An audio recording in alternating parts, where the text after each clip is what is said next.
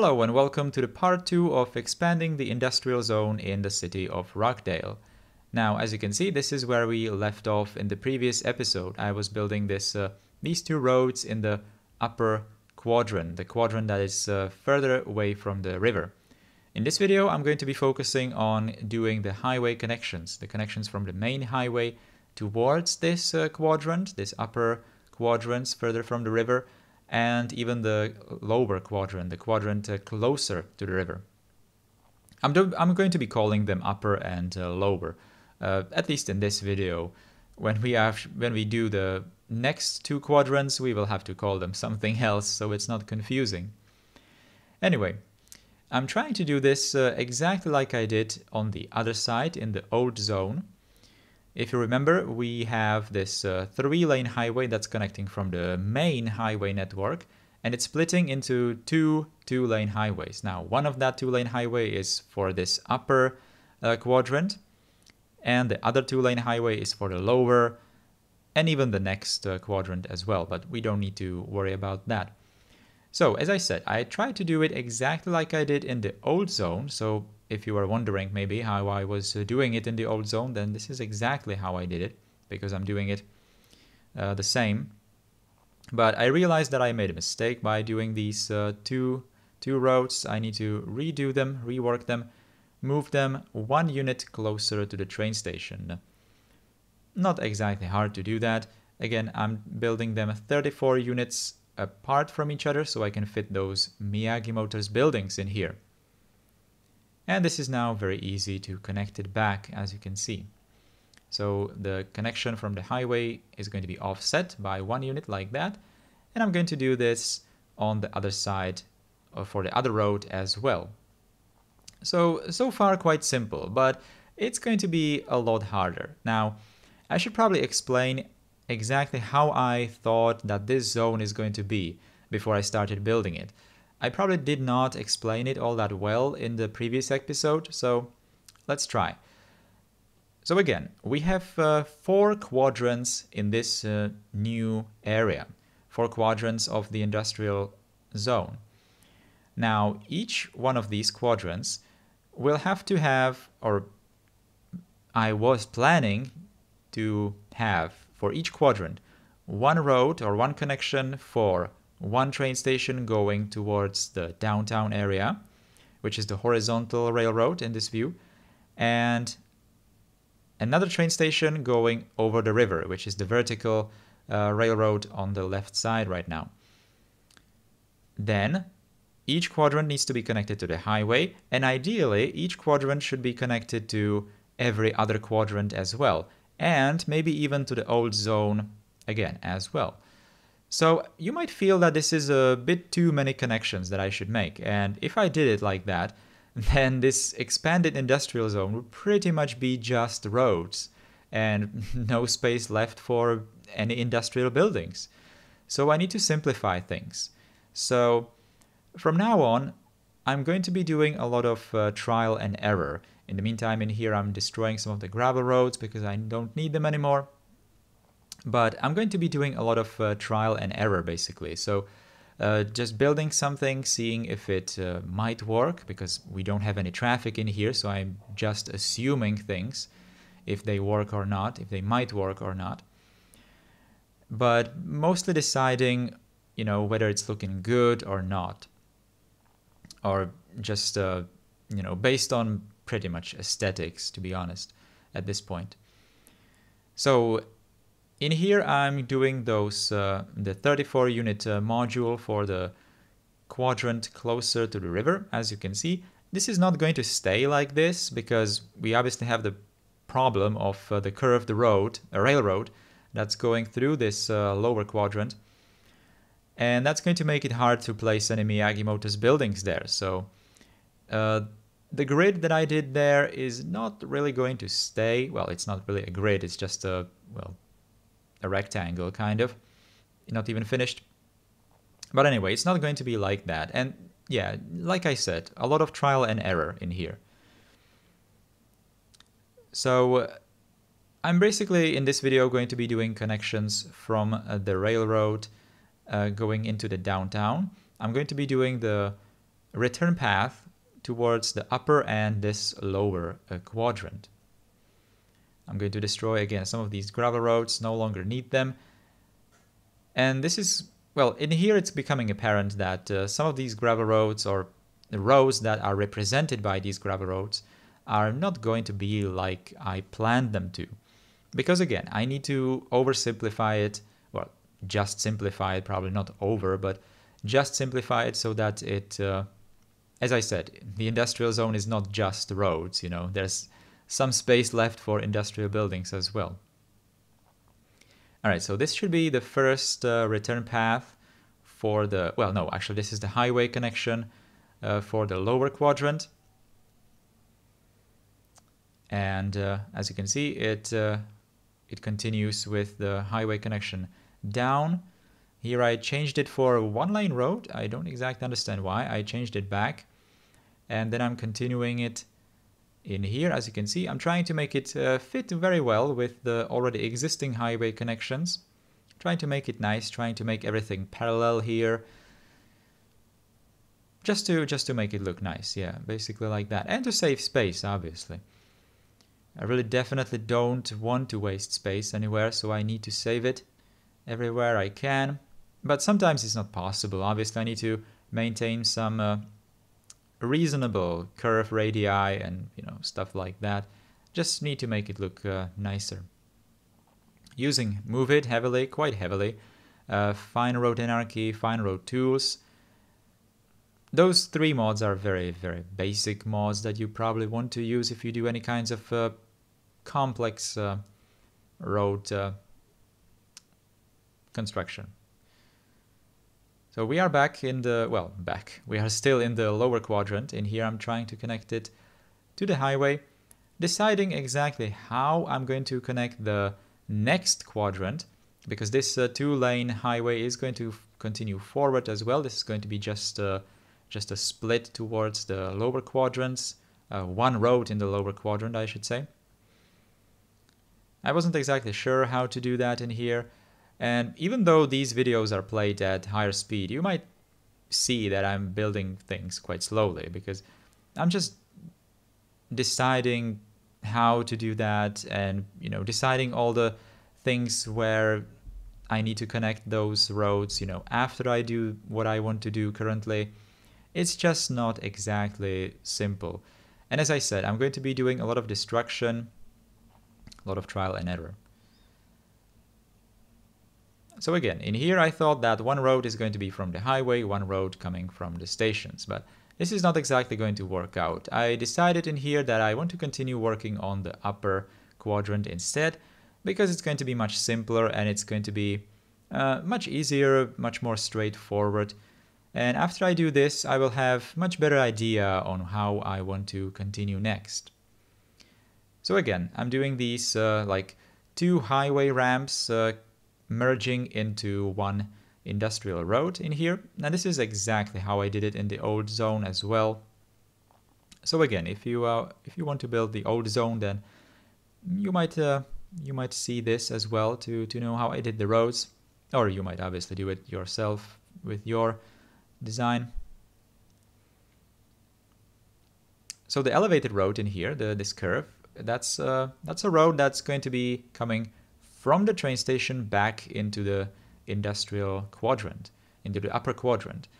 So this is going to be a road that cars, mostly empty vehicles, are going to use, you know, vehicles returning from the station towards their home factories. I wasn't exactly sure if I maybe want to continue with this road forward, maybe merge it with some other return paths, maybe towards the down, the lower quadrant that I was focusing on today in this video as well. Anyway, let's continue. Let's finish up this connection. As you can see, I'm just double checking with the old zone if I do it correctly or not. And then using Move It to make everything in the correct height, well, to put everything to the correct height, as you can see here. And Fine Road Tools as well to change the elevated ramp into the ground variant. Now this this industrial road connection is going to be quite tricky, because I was thinking at first, and this is how I'm going to do it now, that we need this road, this curve, which is going to be a road coming from the main highway network towards this area. And then I was thinking that I need something more, like a road probably going from the train station towards this place, and then also a return path from all the other quadrants into this area. So, you know, as I was explaining, that every quadrant ideally should probably be connected to every other quadrant, but then I decided that, well, at this point I was starting to notice that it's not going to be possible to do it like that, because again, it would be just a lot of roads and not that much space left for anything else. This is not exactly it. I'm still trying to make it work with all the return paths, but soon, very soon, I will decide, because again, this is a recording of my live stream, so I already did all of this. Very soon I'm going to decide, or my past me is going to decide, that I want to oversimplify all the road connections, merge them together, and just simply don't do some connections. And if cars want to go, you know, from like one quadrant to a quadrant that's on the other side of the zone, then that's just too bad. I kind of assume that, you know, we cannot accommodate everyone. Like some traffic is not going to like this because they will have to use like longer ways and stuff, but we are trying to make it work for the majority of traffic. Now, some traffic is not going to like it, but again, if I was to make it so that everyone can just easily go wherever they want to, there would be nothing but roads in this area. So we are not doing that. Also, I'm trying to stay away from intersections, but I will build some intersections later as well, because they are actually quite alright, especially when built on roads that probably won't see that much traffic anyway. So in here I'm trying to do some complicated solution. As you can see, I'm still kind of calculating with the fact that this industrial road in this upper quadrant is going to have 3 ramps merging together at one point, but very soon I will realize that's not exactly how I want to do that. But I still wanted, I was kind of, you know, deciding whether I should maybe cut this off from the video, but then I included it anyway, because it just shows how I was, you know, thinking when I was building this zone. So I decided to leave it. This is actually not looking that bad. It's kind of an interesting road solution here. Obviously multi-level, which is by itself not exactly ideal. I would like to stay away from these like really highly positioned highways, because it's not exactly that nice looking. I would like to keep everything on the surface if possible. But sometimes that's not, you know, if you don't want intersections, then there is no other way.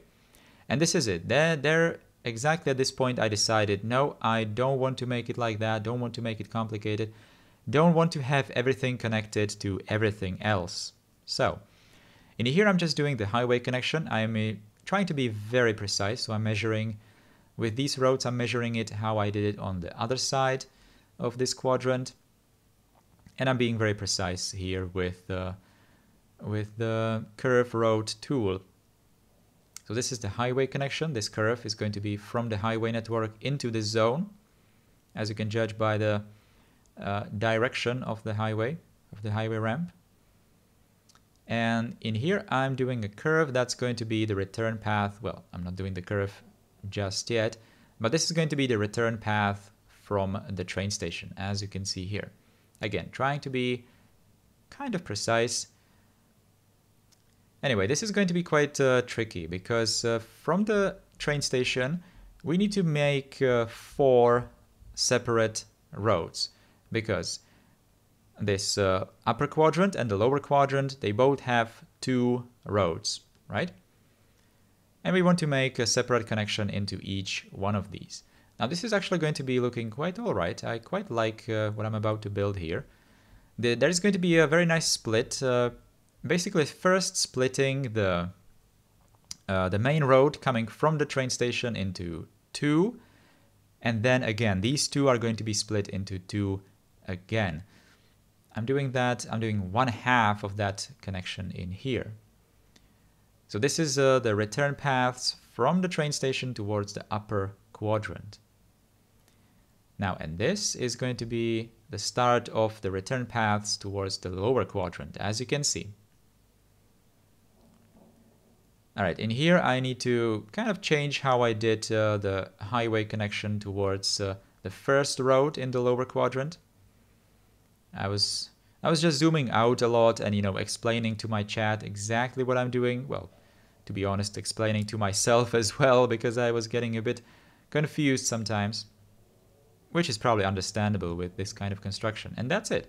That is the four-way split kind of on the road leaving the cargo station. Well, I'm just obviously going to finish it up by doing these one-lane highway ramps in here, and that's it. That is the return path from the station. This is actually how it's going to stay pretty much.